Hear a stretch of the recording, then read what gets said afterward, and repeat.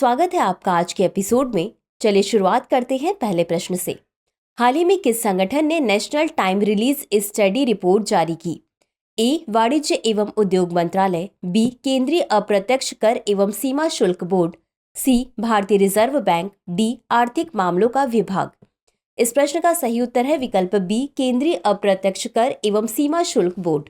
अगला प्रश्न है, निपाह वायरस से संबंधित निम्नलिखित कथनों पर विचार कीजिए। 1. यह हेंड्रा वायरस से बहुत करीब से संबंधित है। 2. यह फ्रूट बैट के माध्यम से प्रसारित होता है। 3. WHO ने निपाह वायरस की प्राथमिकता वाले रोगों के रूप में पहचान की है। उपर्युक्त में से कितने कथन सही है या सही हैं? ए केवल 1, बी केवल 2, सी सभी 3, डी इनमें से कोई नहीं। इस प्रश्न का सही उत्तर है विकल्प सी, सभी 3। अगला प्रश्न है, थोक मूल्य सूचकांक यानी WPI के संदर्भ में निम्नलिखित कथनों पर विचार कीजिए। 1. यह थोक में विक्रय की गई एवं व्यापार की जाने वाली वस्तुओं की कीमतों में परिवर्तन की माप करता है। 2. इसे सांख्यिकी और कार्यक्रम कार्यान्वयन मंत्रालय में राष्ट्रीय सांख्यिकी कार्यालय द्वारा प्रकाशित किया जाता है। नीचे दिए गए कूट का प्रयोग करके सही उत्तर चुनिए। ए केवल 1, बी केवल 2, सी 1 और 2 दोनों, डी न तो 1 और न ही 2। इस प्रश्न का सही उत्तर है विकल्प ए, केवल 1। बता दें कि इसकी गणना वाणिज्य और उद्योग मंत्रालय द्वारा की जाती है। अगला प्रश्न है, हाल ही में खबरों में रहा भगोरिया उत्सव भारत में मुख्य रूप से किस समुदाय द्वारा मनाया जाता है? ए गुज्जर, बी भील, सी गोंड, डी संथाल। इस प्रश्न का सही उत्तर है विकल्प बी, भील। अगला प्रश्न है, कवक के बारे में निम्नलिखित कथनों पर विचार कीजिए। 1. लाइकेन में कवक एवं शैवाल के बीच एक सहजीवी संबंध होता है। 2. माइकोराइजा में पौधों की जड़ों और कवक के बीच एक सहजीवी संबंध होता है। निम्नलिखित कूट का उपयोग करके सही उत्तर चुनिए। ए केवल 1, बी केवल 2, सी 1 और 2 दोनों, डी न तो 1 और न ही 2। इस प्रश्न का सही उत्तर है विकल्प सी, 1 और 2 दोनों। अगला प्रश्न है, मोइदम के संबंध में निम्नलिखित कथनों पर विचार कीजिए। 1. वे असम के चराईदेव जिले में अहोम साम्राज्य के शाही परिवारों के लिए बनी कब्रगाह है। 2.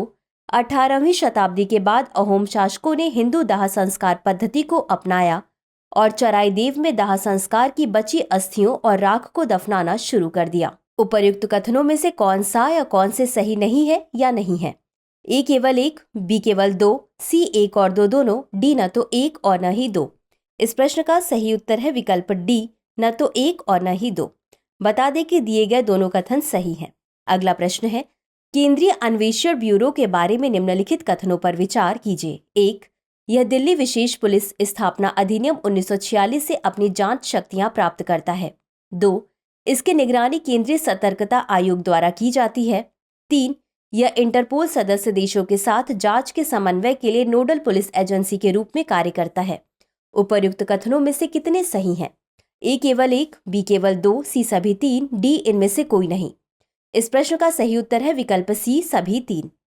अगला प्रश्न है, प्रोजेक्ट अस्मिता के विषय में निम्नलिखित कथनों पर विचार कीजिए। 1. यह शिक्षा में भारतीय भाषाओं को बढ़ावा देने के लिए यूजीसी और भारतीय भाषा समिति का एक संयुक्त प्रयास है। 2.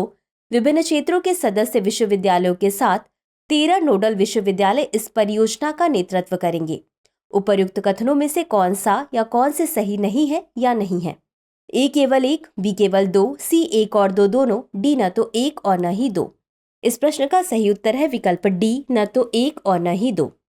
अगला प्रश्न है, भारत में मक्का उत्पादन से संबंधित निम्नलिखित कथनों पर विचार कीजिए। 1. कर्नाटक, मध्य प्रदेश और बिहार मुख्य मक्का उत्पादक राज्य हैं। 2. बांग्लादेश, वियतनाम और नेपाल भारतीय मक्का के प्रमुख बाजार हैं। 3. इसे एथेनॉल सम्मिश्रण में चावल के विकल्प के रूप में इस्तेमाल किया जा सकता है। उपरोक्त कथनों में से कितने सही हैं? ए केवल 1, बी केवल 2, सी सभी 3, डी कोई भी नहीं। इस प्रश्न का सही उत्तर है विकल्प सी, सभी 3। तो चलिए अंत में देखते हैं आज के अभ्यास प्रश्न को। 30 मीटर टेलीस्कोप के संदर्भ में निम्नलिखित कथनों पर विचार कीजिए। 1. ब्रह्मांड की समझ को आगे बढ़ाने के लिए इसे हवाई के मौना किया में स्थापित किया जा रहा है। 2. भारत की ओर से बंगलुरु स्थित भारतीय खगोल भौतिकी संस्थान TMT केंद्र के रूप में राष्ट्रीय सहयोग कर रहा है। नीचे दिए गए कूट का प्रयोग करते हुए सही उत्तर चुनिए। ए केवल 1, बी केवल 2, सी 1 और 2 दोनों, डी न तो 1 और न ही 2। इस प्रश्न का उत्तर कमेंट बॉक्स में जरूर दें। आज के लिए बस इतना ही। धन्यवाद।